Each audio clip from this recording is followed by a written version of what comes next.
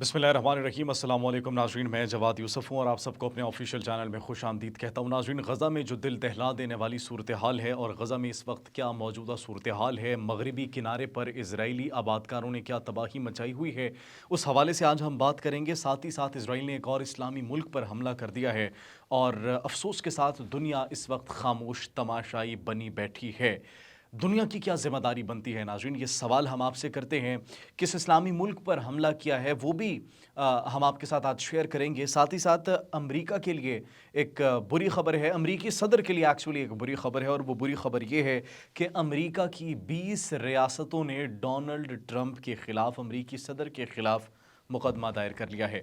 ये मुकदमा क्यों दायर किया गया है, इस मुकदमे के पीछे क्या वजूहात हैं, उस पर भी बात करेंगे। और साथ ही साथ हम आपके साथ ये भी आज शेयर करेंगे कि यूक्रेन की बंदरगाह पर जो हमला किया गया था, एक जानिब रूसी सदर की मुलाकात होती है तुर्किया के सदर से, प्यूटन और रजब तैयब एर्दोगान मुलाकात करते हैं, लेकिन दूसरी जानिब यूक्रेन की बंदरगाहों पर रूस के ड्रोन से हमला होता है तुर्किया के जहाज पर। अब उसका रिस्पॉन्स भी सामने आ चुका है नाज़रीन, उस हवाले से भी आज हम आपसे बात करेंगे। सबसे पहले बात करते हैं गज़ा में इस वक्त मौजूदा सूरत हाल की, वो सूरत हाल जिसे सुनकर हर आंख अश्कबार हो जाएगी और पूरी दुनिया इस वक्त खामोश तमाशाई बैठी है और सवाल ये कर रही है कि गज़ा अमन मुआहिदा जो कि डोनाल्ड ट्रंप की जानिब से प्रपोज़ किया गया था, वो मुआहिदा जिसके तहत गज़ा में अमन की सूरत हाल होनी चाहिए थी, वो मुआहिदा जिसके तहत वहाँ पर अमन होना चाहिए था, लेकिन अनफॉर्चुनेटली वहाँ पर जो इस वक्त सूरत हाल देखने में मिल रही है, वो उस मुआहिदे पर, उस अमन डील पर सवालात उठाती है। वो मुस्लिम ममालिक के किरदार पर सवालात उठाती है। वो न सिर्फ मुस्लिम ममालिक बल्कि दुनिया के हर उस लीडर जो कि इस वक्त ताकत में है, जिसके पास पावर है, उसकी परफॉर्मेंस और उसके खामोश रवैये पर सवाल उठाती है कि गज़ा के मासूमों के लिए आखिर कौन आवाज़ उठाएगा। गज़ा पट्टी में नाज़रीन तूफ़ान आया, चूँकि सर्दी का मौसम है, और तूफ़ान की वजह से 14 फ़लस्तीनी शहीद हो जाते हैं, वहाँ पर जाँ बहक हो जाते हैं, जान की बाजी हार जाते हैं। सिर्फ ये नहीं बल्कि 15 लाख बेघर फ़लस्तीनी कहाँ पर भटकते फिर रहे हैं, कहाँ पर मारे मारे फिर रहे हैं। नाज़रीन, आप सबके सामने है, पूरी दुनिया के सामने है। Nobody can deny this, nobody can ignore this. रात को नींद नहीं आती अगर आप उन मासूम बच्चों का सोचें, रात को नींद नहीं आएगी अगर आप उन मासूम फ़लस्तीनियों का इस वक्त जो हाल है वो उसके बारे में सोचें। बेघर अफराद, वो लोग जो कि प्लास्टिक शीट्स, आप फुटेजेस देखिएगा, फुटेजेस जो मौसूल हो रही थी, प्लास्टिक शीट्स, फटी हुई तरपाले, लकड़ी से बने हुए मसनूई घर, खेमे। अब जब बारिश होती है वहाँ पर तो वो सब पानी पानी हो जाता है। वहाँ पर उनके पास ना रहने के लिए जगह थी, मलबे का ढेर था। 2 साल तक वो बारूदी फ़िज़ा में सांस लेते रहे। 2 साल तक उनके ऊपर जो 2 लाख टन बारूदी मवाद गिराया गया, उसके बाद वहाँ पर क्या कोई आबादी, क्या कोई रहने वाला घर, क्या कोई इमारत महफूज बची है? ये इस वक्त सूरत हाल है। Nobody can deny about this that what had been actually happened in Gaza. और वहाँ पर what's the situation right now there. वहाँ पर सिर्फ और सिर्फ खंडरात इस वक्त नज़र आ रहे हैं। वहाँ पर रहने के लिए तो कोई जगह नहीं है। अब सिर्फ वहाँ पर नहीं बल्कि अगर वेस्ट बैंक की बात की जाए तो वेस्ट बैंक में भी सूरत हाल काफ़ी कशीदा हमें दिखाई दे रही है। वहाँ पर जो इजरायली आबादकार हैं वो ज़ोर ज़बरदस्ती से इस वक्त सोशल मीडिया पर मुख्तलिफ फुटेजेस मौसूल हो रही है कि किस तरीके से जुल्म और जबर कर रहे हैं, किस तरीके से वहाँ पर बेघर किया जा रहा है, किस तरीके से वहाँ पर एक ऐसा रोड बनाया जा रहा है, ऐसा रोड जिस पर से फ़लस्तीनियों का दाखिला आने की जाने की पाबंदी होगी। अपने लिए एक रोड भी बना रहे वो, जिस पर किसी फ़लस्तीनी को आने की जाने की इजाज़त नहीं होगी। अगर अलमवासी की बात की जाए, अलमवासी में इसी तरीके से शदीद मौसमी हालात की वजह से एक नौमौलूद बच्चा जान की बाजी हार जाता है, एक कम सिन बच्चा जान की बाजी हार जाता है, 9 साल बच्ची दम तोड़ जाती है। सिर्फ यही नहीं नाज़रीन, बल्कि आप हैरान होंगे कि बैरुल बगवा में एक वहाँ का इलाका है, वहाँ पर एक घर था, और वो घर जो कि बेपनाह बेघर लोगों को पनाह देने के लिए बनाया गया था, जहाँ पर जिनके पास कोई घर नहीं है, जिनके पास रहने की कोई जगह नहीं है, जिनके पास कोई ठिकाना नहीं है, उनके लिए ये घर जो है एक छत के तौर पर किरदार अदा करता था। लेकिन शदीद मौसमी हालात की वजह से उस घर की छत भी गिर जाती है और वो घर भी गिर जाता है, जिसके नतीजे में 5 अफराद जान की बाजी हार जाते हैं। तो ये एक सवालिया निशान है। अब सवाल यहाँ पर यह पैदा होता है कि वहाँ पर गज़ा अमन प्लान जो प्रपोज़ किया गया था, इतनी सारी मेजर डेवलपमेंट्स हुई, لیکن اس کے باوجود کیا وہاں پر ریکنسٹرکشن ہو رہی ہے؟ نہیں، ریکنسٹرکشن وہاں پر کیسے ہوگی؟ کیونکہ اسرائیلی فوج نے تو ریکنسٹرکشن کے لیے آنے کی اجازت تک نہیں دی۔ کون وہاں پر جا کر ریکنسٹرکشن کرے گا؟ وہاں پر ریکنسٹرکشن کی اجازت نہیں دی گئی، کھلم کھلا خلاف ورزی کی جا رہی ہے اس امن معاہدے کی، سیز فائر کی خلاف ورزی کی جا رہی ہے، جنگ بندی کی خلاف ورزی کی جا رہی ہے۔ اور جو ہم کہہ رہے تھے کہ اسرائیل نے ایک اور ملک پر، اسلامی ملک پر حملہ کر دیا، وہ ملک کون سا ہے؟ لبنان پر اب حملہ کر دیا ہے۔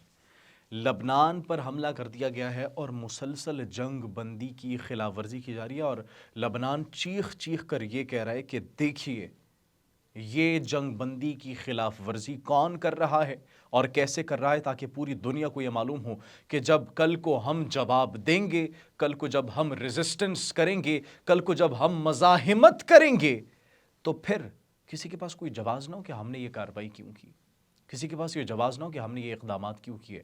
Because every country has the right to protect its dignity, to protects it integrity. اپنی وطن کی حفاظت کرنا ہر ملک کی ذمہ داری ہے، اور اگر کوئی آپ کے ملک پر حملہ کرے گا تو پھر جواب دینا بنتا بھی ہے۔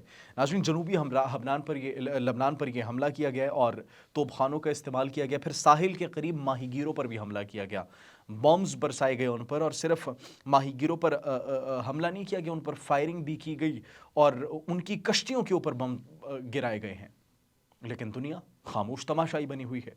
اب اگر ہم امریکہ کا رخ کریں ناظرین، امریکہ میں ایک بڑی ڈیولپمنٹ ہوئی ہے اور ڈونلڈ ٹرمپ کے خلاف 20 ریاستیں آ چکی ہیں میدان میں۔ اب سوال یہاں پر یہ ہے کہ ان 20 ریاستوں نے میدان میں آنے کا فیصلہ کیوں کیا؟ The current president Donald Trump کے خلاف، ہی از ان پاور، اس کے خلاف آخر کیوں مقدمہ دائر کیا گیا؟ اس کے خلاف کیوں مقدمہ کیا گیا؟ پیچھے وجوہات کیا ہیں؟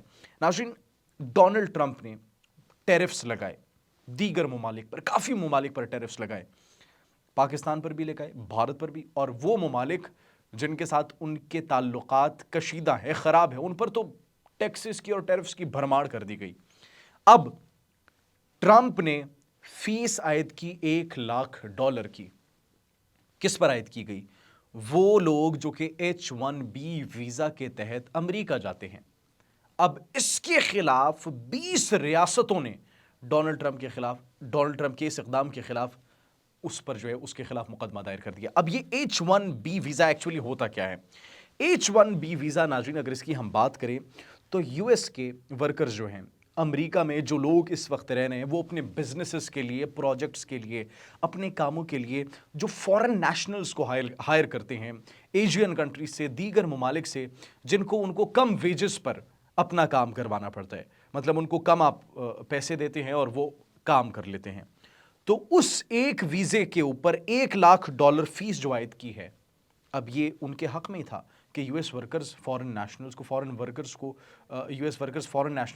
ورکرز یا پھر دیگر مزدوروں کو جو اپنے ملک لا کر کام ان سے کرواتا تھا، اس کے معاوضے میں ان کو پیسے دیتا تھا، ان کی کرنسی کے مطابق تو بڑی ان کو ہائی ویلیو رقم مل رہی تھی، لیکن ڈونلڈ ٹرمپ نے اب یہ جو $1,00,000 فیس عائد کی ہے، یہ ایکچولی وہ جو رستہ تھا اس رستے کو بند کر دیا ہے۔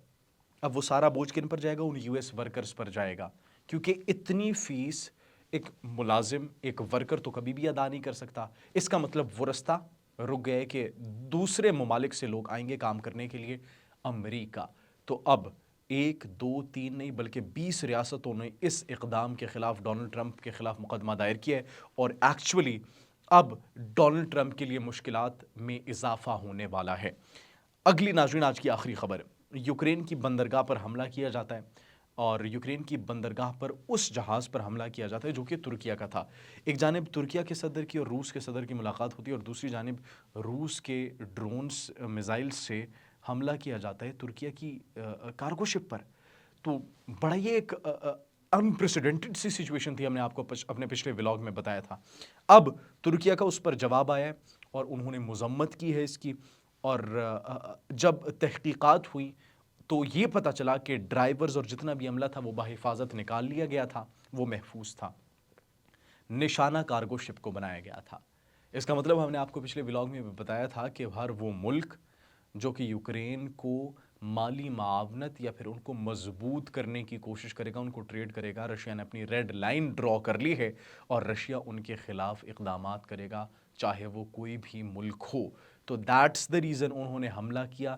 ترکیہ کے بندے اس میں نہ زخمی ہوئے نہ اس میں اپنے جان سے ہاتھ دھو بیٹھے, لیکن انہوں نے جو سامان پہنچایا تھا, مال پہنچایا تھا, اس کو ایکچولی نشانہ بنایا.